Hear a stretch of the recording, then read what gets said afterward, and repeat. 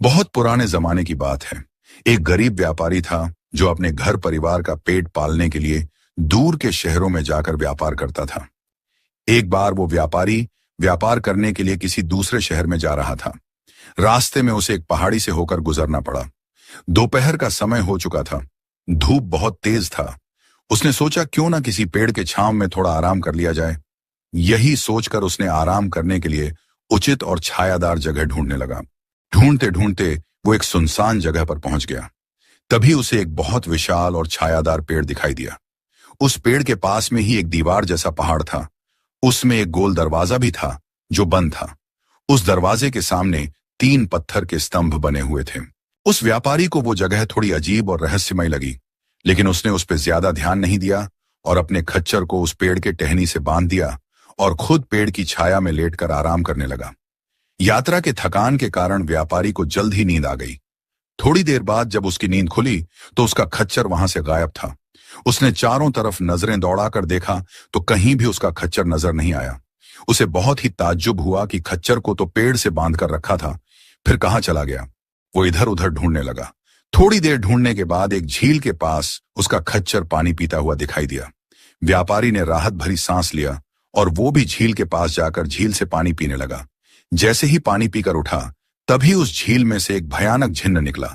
झिन्न ने उस व्यापारी से कहा, ए आदमजात, पहले तो तुमने उस दरख्त के नीचे आराम करके मेरे घर को नापाक किया और अब हमारे इस झील का पानी पीकर इसे भी नापाक कर दिया। तुम्हें इस गुस्ताखी का भयंकर सजा मिलेगी। व्यापारी ने जिन्न से पूछा कि उस पेड़ के नीचे मेरे आराम करने से तुम्हारा घर और इस झील का पानी पीने से यह झील नापाक कैसे हो गया। जिन्न ने कहा कि ए गुस्ताख आदमजात, तुम एक इंसान हो और यह झील हम जिन्हों का है, और जिस दरख्त के नीचे तुम आराम कर रहे थे वो हमारे घर के सामने है। तुमने देखा नहीं वहां 3 पत्थर के स्तंभ और एक बंद दरवाजा था। तुम्हारे नापाक कदम ने हमारे उस घर और इस झील दोनों को नापाक किया है। मेरे घर और इस झील को वापस से पाक करने के लिए तुम्हें अपनी जान देनी पड़ेगी। उस व्यापारी ने कहा कि मैं एक गरीब व्यापारी हूं। व्यापार से मिले दौलत से अपने बीबी बच्चों का पेट पालता हूं। व्यापार के लिए दूर शहर जा रहा था। बहुत तेज प्यास लगी थी, इसलिए इस झील से पानी पी लिया। अगर मुझे पता होता कि इस झील से इंसानों को पानी पीना मना है तो मैं ये गलती कभी नहीं करता। ये गलती मुझसे अनजाने में हुई है। अगर तुमने मुझे सजा दे दिया तो मेरे बीबी बच्चों का क्या होगा? कौन करेगा उनकी परवरिश? जिन्न ने कहा कि वो सब मैं नहीं जानता। गलती चाहे जानबूझकर की गई हो या अनजाने में, गलती तो गलती होती है। उसकी सजा तो तुम्हें मिलेगी ही। पता कैसी मौत मरना पसंद करेगा? आसान मौत या दर्दनाक मौत? बता, जल्दी बता। उस व्यापारी ने बोला कि अगर तेरी यही इच्छा है तो ठीक है, पर इतना तो रहम कर, कम से कम थोड़ा वक्त दे दे ताकि मैं खुद को समझा बुझाकर तेरी सजा भुगतने के लिए अपने आप को तैयार कर सकूं। जिन्न ने कहा, ठीक है, थोड़ी सी मोहलत देता हूं, पर याद रहे भागने के बारे में सोचना भी मत, नहीं तो तुझे सबसे दर्दनाक सजा दूंगा। यह कहकर जिन्न वापस पानी के अंदर चला गया। व्यापारी दुखी मन से वहीं बैठकर गहरी सोच में डूब गया। तभी उधर से एक मुसाफिर घोड़े पर बैठकर गुजर रहा था। उसने व्यापारी को दुखी अवस्था में बैठे हुए देखा तो वह उसके पास गया और उसके दुख का कारण पूछा। व्यापारी ने पूरी कहानी उस मुसाफिर को बता दिया। व्यापारी की कहानी सुनने के बाद मुसाफिर वहीं रुक गया और जिन्न के वापस आने का इंतजार करने लगा। थोड़ी देर बाद जिन्न पानी से बाहर निकला और व्यापारी से पूछा कि ए गुस्ताख आदमजात, तुमने क्या फैसला किया? तुम्हें आसान मौत चाहिए या दर्दनाक? बता, जल्दी बता। तभी मुसाफिर बोल पड़ा। उसने कहा कि ए बेरहम जिन्न, पानी तो खुदा की बनाई हुई वस्तु है, इस पर तो हर प्राणी का हक है। फिर इस झील का पानी पीने से तू इस गरीब व्यापारी को सजा क्यों दे रहा है? जिन्न ने कहा कि यह झील हम जिन्हों का है, इसकी देखरेख हम जिन्न करते हैं, इसलिए इस झील के पानी पर केवल हमारा ही हक है। इस झील से कोई भी आदमजात पानी नहीं पी सकता।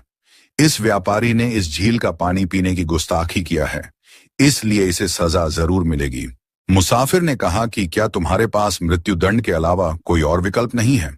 जिन्न ने कहा कि विकल्प है, और वो विकल्प है 2 शर्तें। क्या वो 2 शर्तें मानोगे? मुसाफिर ने उस जिन्न से पूछा कि वो 2 शर्तें क्या हैं?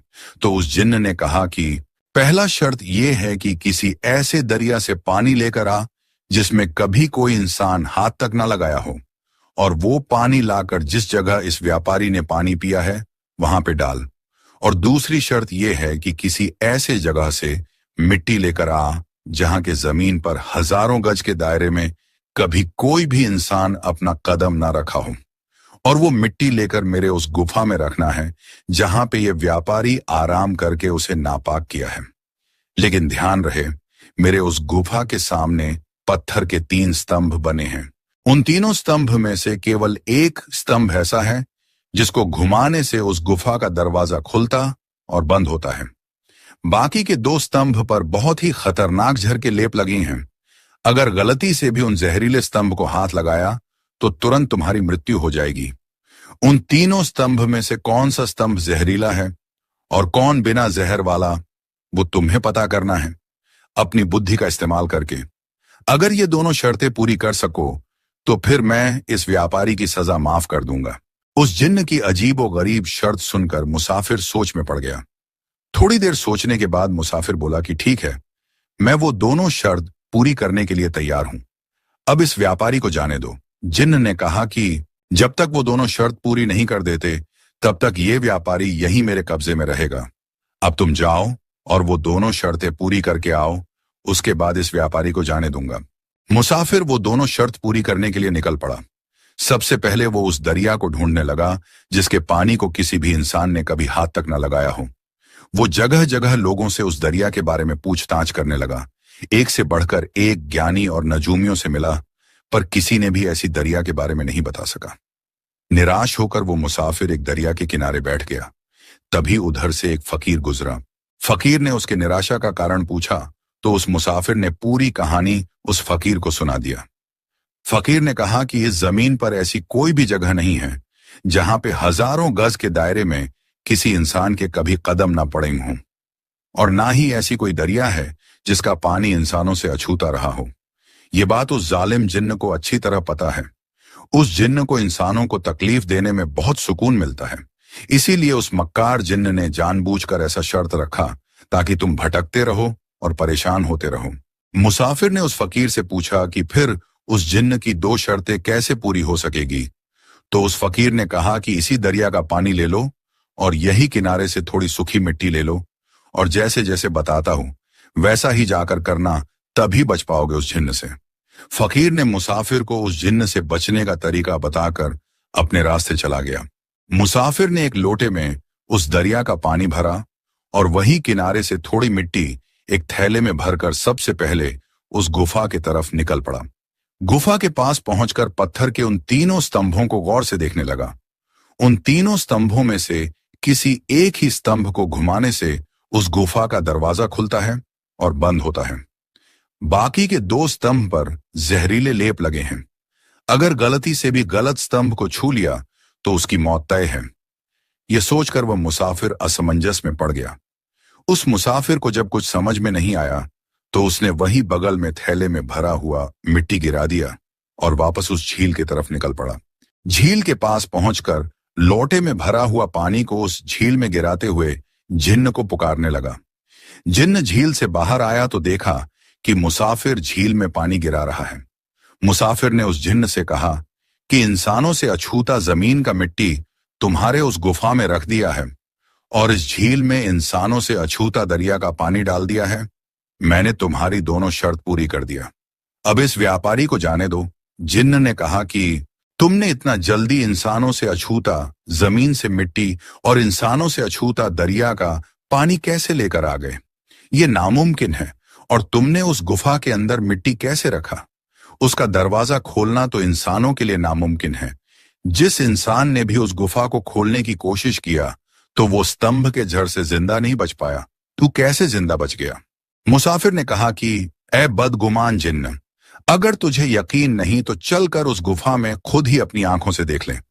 तुझे उसमें मिट्टी रखा हुआ मिलेगा। जिन्न ने कहा कि ठीक है, चलो चलकर देखते हैं। यह कहकर जिन्न उस मुसाफिर और व्यापारी को लेकर उस गुफा के पास पहुंच गया।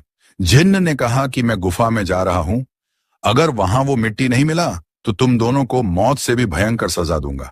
यह कहकर जिन्न ने उन तीनों स्तंभों में से एक स्तंभ को घुमाने लगा। गुफा का दरवाजा धीरे धीरे खुलने लगा। जिस स्तंभ को घुमाने से गुफा का दरवाजा खुला था, उस स्तंभ को मुसाफिर ने अच्छे से पहचान लिया, और जैसे ही वो जिन्न उस गुफा के अंदर गया तो झट से मुसाफिर ने उसी स्तंभ को उल्टे दिशा में घुमाने लगा।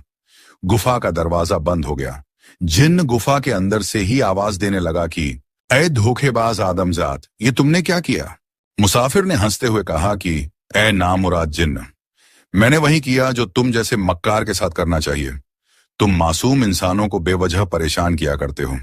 अब तुम इसी गुफा में कयामत आने तक आराम करते रहो, यही तुम्हारी सजा है। जिन्न ने कहा कि ऐसा ना करो दोस्त, गुफा का दरवाजा खोल दो, अब मैं किसी भी इंसान को परेशान नहीं करूंगा। मुसाफिर ने कहा कि तू भरोसे के लायक नहीं है, हम दरवाजा नहीं खोलेंगे। जिन्न ने कहा कि ऐ मेरे अजीज दोस्त, मेरा यकीन कर, मैं अब किसी को भी परेशान नहीं करूंगा। अगर तुमने दरवाजा खोल दिया तो मैं तुम्हें इतना अशर्फियां और जवाहरात दूंगा कि तुम्हारी कई पीढ़ियां आराम की जिंदगी जी सकेगी। मुसाफिर ने कहा कि खुदा की कसम खाकर वादा करो कि तुम ना तो उस झील से किसी को पानी पीने से रोकोगे और ना ही किसी को बेवजह परेशान करोगे। जिन्न ने कहा कि खुदा कसम, मैं तुमसे वादा करता हूं कि आज के बाद मैं किसी भी आदमजात को परेशान नहीं करूंगा और ना ही किसी को उस झील से पानी पीने से रोकूंगा। मुसाफिर ने उस स्तंभ को घुमाकर गुफा का दरवाजा खोल दिया। जिन्न गुफा से बाहर आ गया और उन दोनों को एक दूसरे गुफा में ले गया, जहां पर सोने चांदी के अशर्फियों और हीरे मोती जवाहरात का भंडार रखा हुआ था। जिन्न ने कहा कि तुम दोनों जितनी चाहो उतनी अशर्फियां और जवाहरात ले लो।